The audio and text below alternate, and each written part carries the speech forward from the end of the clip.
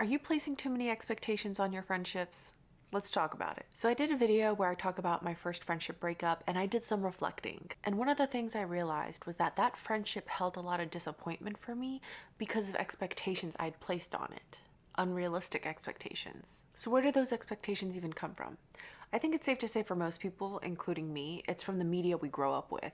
The books we read, the TV shows we watched, the movies, oh my god, all of those coming of age movies. And each one of them always show large girl groups or tight-knit friend groups or the duo best friends who are glued at the hip. All of those things that we consume growing up help form what our idea of friendship is supposed to be. But the thing they don't tell us is that it's not realistic. It's not reality. Again, they always show us the best friend groups or the duos who do everything together, who spend every waking moment together. So when I went on my best friend hunt in college, that's what I thought I was supposed to be looking for in a friendship, in a best friend. To simplify it, I was basically led to believe that I was supposed to find someone who was going to be as equally obsessed with me as I was with them. Now, thank goodness for maturity, because that shit ain't healthy. To be fair towards my younger self, and anyone who's watching this who hasn't had enough life experience to have made these realizations and learn from them, I/you just didn't know any better. Which is okay, because that's why I'm sharing my experiences in hopes that someone will watch, relate, and maybe you'll learn the lessons the easy way and not the hard way. But back to the topic of expectations. I thought when I found the person that was supposed to be my best friend, I thought we were going to do everything together. I thought we would study together. I thought we were going to take some classes together. I thought we'd hang out all the time. I thought we would eat dinner together most nights because I lived on campus. So I just thought we were going to do literally everything together because that's what I always saw on TV and movies. I will admit that because I didn't recognize all of this back then and I just gone through that friendship breakup, I did make this mistake all over again with the next person that I thought was supposed to be my best friend. I had placed the same expectations on her. She didn't feel the same. I was disappointed all over again, and I went through all of this twice. At some point, I realized that one of the biggest reasons of me placing all these expectations on my friendships and expecting to do everything together and constantly be together was, aside from media, was the fact that I didn't like being alone. And that wasn't anything new. Like, I'd always known that about myself. I hated being alone. I hated doing anything by myself. Like, I don't have to be actively talking or doing anything with someone, but I just like being in the presence of someone else. But what I didn't realize was that my inability to be alone was causing me to place all these expectations on other people to help fill that void, in a sense. Because I didn't want to be alone, because I didn't want to do things by myself, I was constantly seeking out other people. And the funny thing is, at the time, I don't think I ever made the realization of like, oh, you need to learn to spend time by yourself, you need to learn to get comfortable with yourself. I think honestly, I was just so bummed at having two failed friendships that I was just discouraged from trying to put myself out there, in a sense, trying to find my person.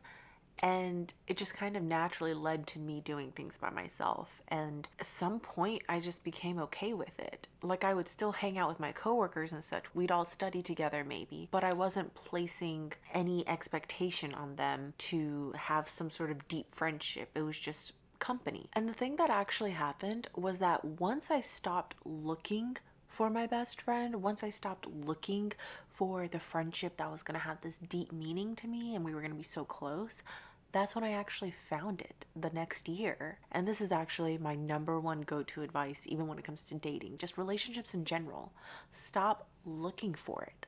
Just let it happen. Stop seeking it out everywhere.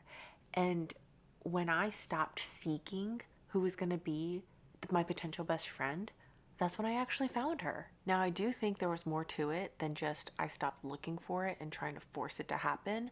It was, of course, the next year. So I had a whole nother year's worth of growth and maturity under my belt. I think her as a person and how she is also played a role because aside from my husband, I have never had a friendship where I felt that secure and that solid. That was one of the biggest things for me in knowing that this is my person, this is my best friend that I've been looking for. With the discovery of my friendship with my best friend, I was able to do a lot more reflecting on my previous relationships. I was able to see the flaws in those relationships. And I don't mean flaws as in the person was flawed.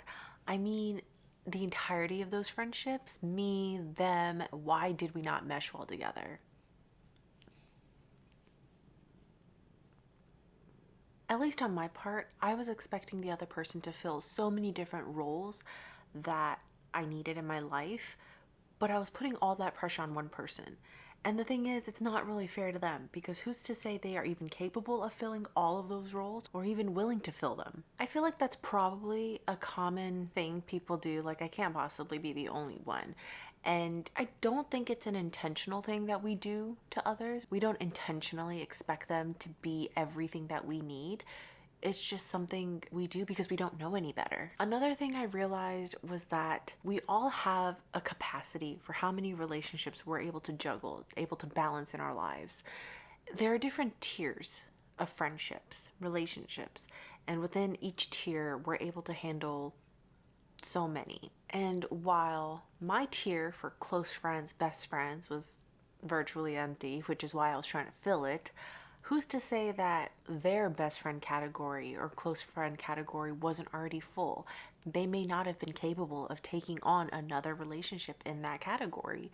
What I saw as a close friendship may not have been their definition of a close friendship. The overarching takeaway, I think, for me was really realizing how much of a two-way street friendship really is, which might sound kind of like a duh, but I feel like it's something you have to be very consciously aware of. The thing is, with humans, people, we're naturally very selfish beings. So to me, being aware of the fact that friendships, relationships are a two-way street is something you have to be very intentional about. It's recognizing that it's not just about your wants and feelings. You need to take in consideration theirs as well. For me, it was a matter of realizing what I was looking for in a friendship and a relationship may not have been what they were looking for in a friendship or relationship. What I wanted wasn't what they wanted, and that's okay.